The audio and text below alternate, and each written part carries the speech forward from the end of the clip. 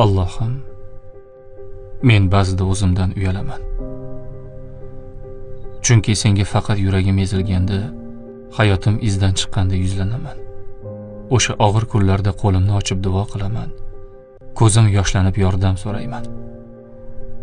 Ammo quvonchdachi, yutuqdachi, yaxshi kunlarimda seni unutib qo'yaman.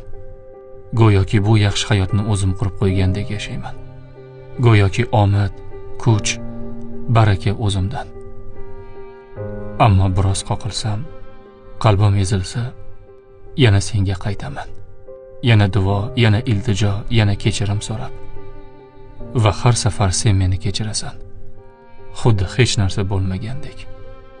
Allohim, bundan uyalaman. Yaxshi kunlarda seni unutib, faqat yomon kunda izlashdan uyalaman.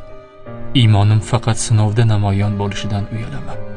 Sen bergan quvonchli kunda senga shukr qila olmasligimdan uyalaman. Robbim, menga kuch ber.